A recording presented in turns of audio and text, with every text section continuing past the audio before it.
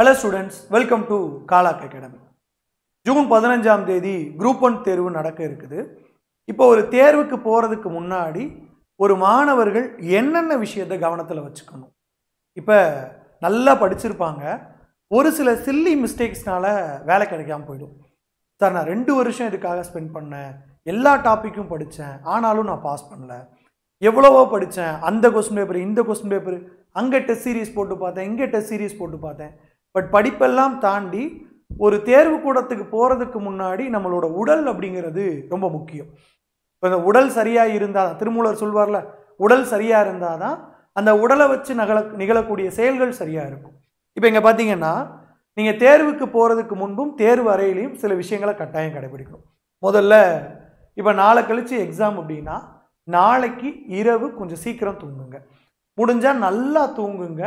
மத்தியானம் தூங்குறதை குறைச்சிட்டு ஒரு ஈவினிங் ஒரு 7 to 8 இந்த டைமில் தூங்க போயிடுங்க. காலையில் உங்களுக்கு ஒரு அதிகாலையில் முடிச்சுக்கோங்க. சரியா? ஸோ நல்ல தூக்கம், நல்ல உணவு இருக்கணும். மறுபடியும் சொல்கிறேன், நாளைக்கு நைட்டு போய் உட்காந்து சார் சிக்கன் ரைஸ் சாப்பிட போனேன், மறுநாள் எக்ஸாம் ஆளுக்குள்ளே போனோடனே உடம்பு கொஞ்சம் சரியில்லை, அன்னைக்கு நைட்டு எனக்கு மிட் நைட் பிரியாணி சாப்பிடணும்னு ஒரு ஒரு கிரேவிங் சென்ஸ், ஒரு ஏதோ ஒரு சென்ஸ்ன்னு சொல்லுவாங்களே, அது வந்துருச்சு அதனால் நான் போயிட்டேன், அப்படி தயவுசெய்து இருக்காதீங்க. ஒரு நல்ல லைட் ஃபுட்டு, ஈஸியாக டைஜஸ்ட் ஆகிற மாதிரி ஒரு ஃபுட்டு, கட்டாயம் நல்ல தூக்கம், நல்ல உணவு இருக்கணும். இந்த ரெண்டுமே சரியாக இருந்தது அப்படின்னா மூளை நல்லா செயல்படும். நீங்கள் நல்லா பார்த்துருக்கீங்களா, ஒரு நல்லா தூங்கி எந்திரிச்ச நாள் ரொம்ப ரெஃப்ரெஷ்ஷாக இருக்கும். நம்ம செய்கிற வேலையை இது அன்றைக்கி 1 மணி நேரத்தில் செஞ்சோம், அன்றைக்கி அரை மணி நேரத்தில் செஞ்சுட்டோமே. அப்போ தூக்கமும் உணவும் படிப்பை தாண்டிய ஒரு மருந்து. ஓகே. ரெண்டாவது, தேர்வு கூட பொருட்கள். நம்ம ஏற்கனவே ஒரு வீடியோவில் சொன்ன மாதிரி ஹால் டிக்கெட்டு, ஒரு பிளாக் கலர் ஒரு ball point pen, xerox copy, அதாவது ஒரு அட்ரஸ் ப்ரூஃபோட ஜெராக்ஸ் காப்பி, அப்புறமேட்டு பாஸ்போர்ட் சைஸ் ஃபோட்டோ, இதெல்லாம் எடுத்து வச்சுக்கோங்க அப்படின்னு சொல்லியிருந்தேன். அப்போ தேர்வு கூட பொருட்கள் ப்ளஸ் 8:30க்கு உள்ளே போயிடுங்க. இப்போ நான் ஹால் டிக்கெட் வந்தோன்னே என்ன பண்ணேன்னா, எனக்கு சென்டர் எவ்வளோ தூரத்தில் இருக்குதுன்னு பார்த்தேன். நான் ஏற்கனவே அந்த சென்டரில் நிறைய எக்ஸாம் எழுதியிருக்கேன். இப்போ எனக்கு போட்ட சென்டர் பார்த்தீங்க அப்படின்னா விருதுநகரில் வெள்ளைச்சாமி நாடார் பாலிடெக்னிக். விருதுநகர் மக்களுக்கு தெரியும், வெள்ளைச்சாமி நாடார் பாலிடெக்னிக் காலேஜ் தான் எனக்கு சென்டர் போட்டிருக்காங்க. இந்த சென்டரில் நான் நிறைய முறை எக்ஸாம் எழுதியிருக்கேன். என்னோடய வீட்டிலேருந்து 40 கிலோமீட்டர் வரும், சாலிடாக 41 கிலோமீட்டர் வரும். ஸோ நான் இங்கேருந்து ஒரு 7-7:15 கிளம்புனா கூட எனக்கு போதும். ஏன்னா எனக்கு ஹைவே போய் உள்ளே கட்டெடுத்து போனாலே வந்துடும். ஸோ அப்போ நான் ப்ராப்பராக பிளான் பண்ணுறேன், நான் வீட்டிலேருந்து எத்தனை மணிக்கு கிளம்பணும் அப்படின்னு சொல்லி. சில பேர் என்ன பண்ணுவாங்க அப்படின்னா, சார் நான் வீட்டில் கிளம்புற நேரத்தில் சாப்பிட முடியாது, டிஃபன் பாக்ஸில் சாப்பாடு கொண்டு போங்க, எக்ஸாம் சென்டருக்கு முன்னாடியே போயிட்டீங்களா அங்கே வச்சு சாப்பிடுங்க, அதை பற்றி ஒரு தப்பும் கிடையாது. அப்போ தேர்வு கூட பொருட்களை மறக்காமல் எடுத்துக்கோங்க. 8:30க்கு பார்த்தீங்க அப்படின்னா கட்டாயம் சென்டருக்கு போயிடுங்க. இதை தாண்டி எல்லா கொஸ்டினையும் வாசிங்க. ஏன்னா இது எதுக்கு சொல்கிறேன் அப்படின்னா, 10வது கொஸ்டினில் ஒரு பதில், 10வது கொஸ்டினுக்கான பதில் உங்களுக்கு என்ன ஆப்ஷன் சூஸ் பண்ணணும் அப்படிங்கிறது 40வது கொஸ்டினில் கேள்வியிலே இருக்கும். புரியுது இல்லையா? இப்போ 10வது கொஸ்டினில் ஒரு கேள்வி கேட்குறான், உப்பு சத்தியாகிரகம் எந்த ஆண்டு தொடங்கப்பட்டது அப்படின்னு ஒரு கொஸ்டின் கேட்குறான். 1930, 31, 32, 33 அப்படின்னு. இப்போ 40வது கேள்வி, 1930 நடைபெற்ற உப்பு சத்தியாகிரகத்தில் பங்கேற்றவர்களை கூறு அப்படின்னு கேட்கான். அப்போ இந்த 10வது கேள்விக்கான பதில் 40வது கேள்வியிலே இருக்கு இல்லையா? அதனால எல்லா கொஸ்டினையும் ரீட் பண்ணுங்க. இதுக்கு ஒரு 10 நிமிஷம் ஆனாலும், ஏன்னா நமக்கு முன்னாடியே கொஸ்டின் பேப்பர் கொடுத்துட்றாங்கல்ல, 15 நிமிஷத்துக்கு முன்னாடியே கொடுத்துட்றாங்கல்ல, அதனால கட்டாயம் எல்லா கொஸ்டினையும் ரீட் பண்ணுங்க. ரீட் பண்ணால் உங்களோட கேர்லெஸ் மிஸ்டேக்ஸ் எலிமினேட் பண்ணலாம். சரியா?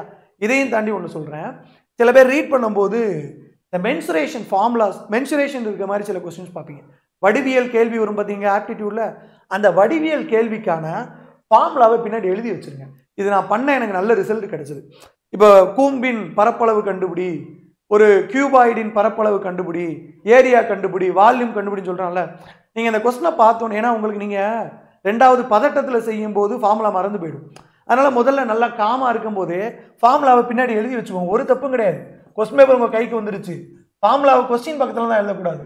ரஃப் ஒர்க்குன்னு ஒரு ஷீட் கொடுத்துருக்காங்களா பின்னாடி, அதில் தாராளமாக எழுதி வைங்க. எல்லா கொஸ்டினையும் ரீட் பண்ணுங்க. சரியா? அடுத்து, தெரிஞ்ச கேள்விக்கு முதல்ல பதில் எழுதுங்க. எல்லா கேள்வியும் முதல்ல ஷேர் பண்ணிட்டு போகணும்னு நினைக்காதீங்க. தெரிஞ்ச கேள்விக்கு முதல்ல பதில் எழுதுங்க. ஏன்னா இப்போ நம்ம கொஸ்டினை கவுண்ட் பண்ணி எழுத வேண்டிய அந்த ஏ எத்தனை பி எத்தனை அந்த பிரச்சனை நமக்கு கிடையாது இல்லை. அதனால் தெரிஞ்ச கேள்விக்கு முதல்ல பதில் எழுதுங்க, அதுவே போதுமானது. தெரியாத கேள்விக்கு கடைசியாக எழுதலாம். ஓகேங்களா? அதுக்கு நம்ம ஆட்கள் நிறைய பேர் வீடியோ போட்டிருக்காங்க. நான் அது எந்த வகையில் சாத்தியம்னு ஒரு வீடியோவில் சொல்கிறேன். அப்போ தெரிந்த கேள்விக்கு முதல்ல விடையளிங்க, தெரியாத கேள்விக்கு கடைசியாக பதில் வச்சுக்கலாம். சரியான அளவு தண்ணீர் குடிங்க. தண்ணீர் அப்படிங்கிறது உங்கள் பாடியில் இருக்கிற ஒவ்வொரு உறுப்பையும் புதுப்பிச்சுக்கிட்டே இருக்கும். ஏன்னா நீங்கள் நல்லா யோசிச்சு பார்த்தீங்கன்னா, தண்ணி குடிக்காமல் நாவறண்டு ஒரு மாதிரி ஒரு கஷ்டமான சூழ்நிலையில தேர்வு எழுத வேண்டாம். தண்ணி குடிங்க, நல்லா காமாக இருந்து எக்ஸாம் எழுதுங்க. ஸோ சரியான அளவு தண்ணி குடிங்க. அதுக்கு நீங்கள் தண்ணி பாட்டில் கொண்டு போயிருங்க, ஒன்றும் பிரச்சனையே இல்லை. தண்ணி பாட்டில் கொண்டு போயிருங்க. சில பேருக்கு சொல்கிறேன், சார் தண்ணி குடிச்சா எனக்கு யூரின் வரும் சார் அப்படிம்பாங்க. நான் உட்பட எக்ஸ்பீரியன்ஸ் பண்ணது சொல்கிறேன். நமக்கு அந்த எக்ஸாம் சென்டரில் அப்படி பிரச்சனை பெரும்பாலும் வரவே வராது. அதனால் தண்ணி சரியான அளவு குடிங்க. அதுக்காக முதல்ல ஒரு வாட்டர் பாட்டிலையும் குடிங்கன்னு நான் சொல்ல மாட்டேன். கொஞ்சம் கொஞ்சமாக உங்களோட ரெஃப்ரெஷ்மெண்ட்டுக்கு தேவையான அளவு குடிச்சிக்கிட்டே இருங்க. தண்ணி கட்டாயம் குடிச்சே ஆகணும். தண்ணி இல்லாமல் போகாதீங்க. இதை தாண்டி உங்களுடைய ஓஎம்ஆர் ஷீட்டில் இப்போ கொஸ்டின் புக்லெட் நம்பர் இருக்குல்ல, அது சரியாக ஷேட் பண்ணியிருக்கீங்களா?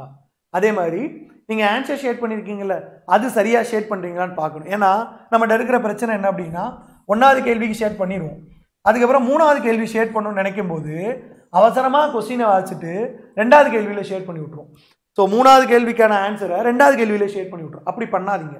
பொறுமையாக கொஸ்டின் பேப்பரை வாசித்து அது கரெக்டான இடம் தானா அப்படின்னு ஒரு தடவை ஷேட் பண்ணுறதுக்கு முன்னாடி யோசிச்சு பாருங்க. ஏன்னா 1 மார்க்கில் வேலை இழந்தவங்க பல பேர். அதனால் ஒவ்வொரு மார்க்கும் உங்களோட கவனச்சிதறலாக போச்சு அப்படின்னா வேலை கிடைக்காம போயிடும். நீங்கள் 2 வருஷம் 3 வருஷம் படித்தது வேஸ்ட்டாக போயிடும். சரியா?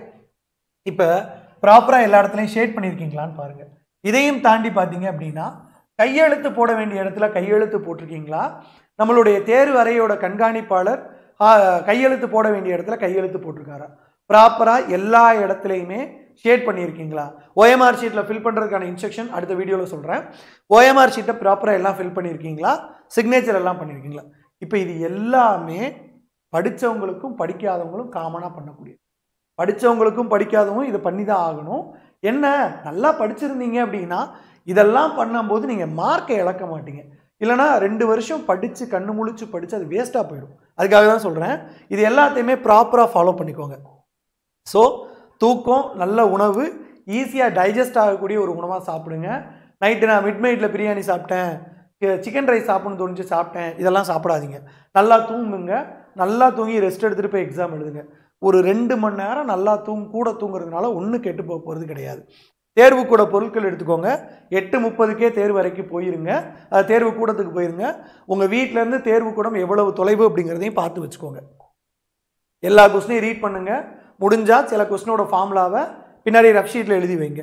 தெரிஞ்ச கேள்விக்கு முதல்ல பதில் எழுதுங்க. சரியான அளவு தண்ணீர் குடிச்சுக்கிட்டே இருங்க. அதே மாதிரி ப்ராப்பராக ஷேட் பண்ணு, சிக்னேச்சர் எல்லா இடத்துலையும் இருக்கான்னு பாருங்கள். ஏன்னா 2வது சொல்கிறேன், தேவையில்லாமல் ஓஎம்ஆர் ஷீட்டில் எங்கேயும் இருக்காதீங்க. பேப்பர் இன்வாலிட் ஆக சான்சஸ் இருக்குது. இப்போ நான் என்னோடய ஸ்டூடெண்ட் ஒரு பொண்ணு, பழனியை சேர்ந்த ஒரு பொண்ணு, அந்த பொண்ணு பார்த்தீங்கன்னா ஓஎம்ஆர் ஷீட் வந்து இன்வாலிட்னு வருது சார் அப்படின்னு சொன்னாங்க. இதுக்கான காரணம் என்ன அப்படின்னா, இப்போ அவங்க பேனாவை இப்படியே வச்சுட்டு இருந்திருப்பாங்க. காத்தடிக்கும் போது ஓஎம்ஆர் ஷீட் எங்கிட்ட பறக்கும். அப்போ அது பேனாவை தெரியாமல் கிறுக்கிடும். இல்லைனா வேர்க்கும் போது பார்த்தீங்க அப்படின்னா அந்த மை வந்து கைப்பட்டு எங்கேயாவது வேர்த்து வேறு இடத்துல ஒட்டிடும். இந்த மாதிரிலாம் இருந்துச்சு அப்படின்னா இன்வாலிட் ஆக வாய்ப்பு உண்டு. அதில் கர்ச்சீஃபும் எடுத்து வச்சுட்டு போங்க.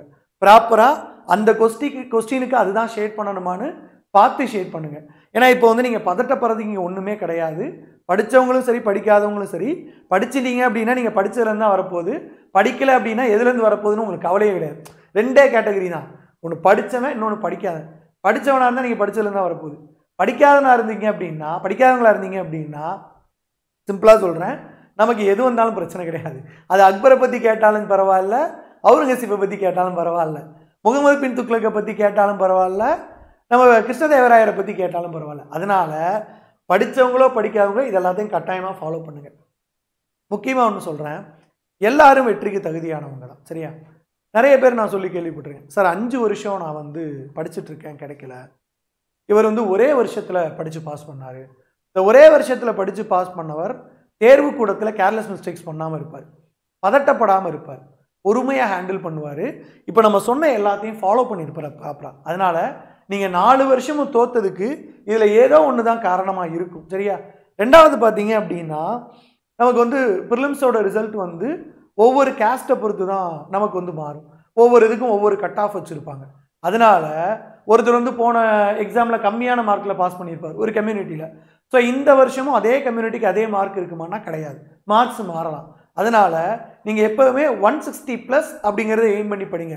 சார் 139ன்னு போன வருஷம் சொன்னாங்க, நான் 139 எடுத்தால் போதுமா? தயவுசெய்து இப்போ 139 இருக்காது, 140க்கு மேலே போயிருக்கும். அதனால் 160+ அப்படிங்கிறத எய்ம் வச்சுட்டு படிங்க. இது என்னுடைய ஒரு பர்சனல் அட்வைஸ். அதே மாதிரி இந்த எக்ஸாமுக்கு முந்தின நாள் எந்த ரிஸ்க்கும் எடுக்காதீங்க. மேலே ஏறி ஃபேனை துடைக்க சொன்னாங்க, அங்கே புக் இருந்துச்சு உள்ளதல்ல சொன்னாங்க, நீங்கள் வாட்டி சேர்லேருந்து விழுந்துட்டீங்கன்னா என்ன ஆகுறது? அதனால் இந்த பைக்கில் போய் சாகசம் பண்ணுறது இது எதுவுமே பண்ணாதீங்க. முடிஞ்ச அளவுக்கு தேர்வு கூடம் பேருந்தில் போகிற வசதி இருந்துச்சுன்னா பேருந்தில் போயிருங்க.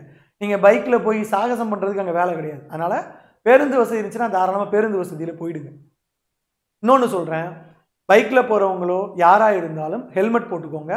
காரில் போகிறவங்க ப்ராப்பராக சீட் பெல்ட் அணிஞ்சுக்கோங்க. ஷால் போட்டுட்டு போகிறவங்க ஷாலை மறக்காமல் வண்டி வீலில் சிக்கேறாமல் பார்த்துக்கோங்க. இது எல்லாமே பேசிக்கான திங்ஸ், ஓகேங்களா? படிக்கிறதும் படிக்காத நம்ம கையில் இருக்குது. மற்ற விஷயங்கள்லாம் சொல்கிறது ஆசிரியரான என்னோட கடமை. மற்றபடி தேர்வுக்கு பயப்படாமல் போங்க, பயப்படாமல் எழுதிட்டு வாங்க. நம்மளை மாதிரி ஒருத்தர் தான் ஸ்டேட் ஃபர்ஸ்ட் எடுக்கிறாரு, நம்மளை மாதிரி ஒருத்தர் தான் முதலமைச்சர் கையில் போய் அப்பாயின்மெண்ட் ஆர்டர் வாங்குறாரு. அந்த ஒருத்தர் நம்மளாகவும் இருக்கணும், அதுக்கு படிச்சிருக்கணும், இத்தனை விஷயங்களை ஃபாலோ பண்ணியிருக்கணும். வெற்றி உங்களுக்கு உண்டு. வாழ்த்துக்கள். நன்றி, வணக்கம்.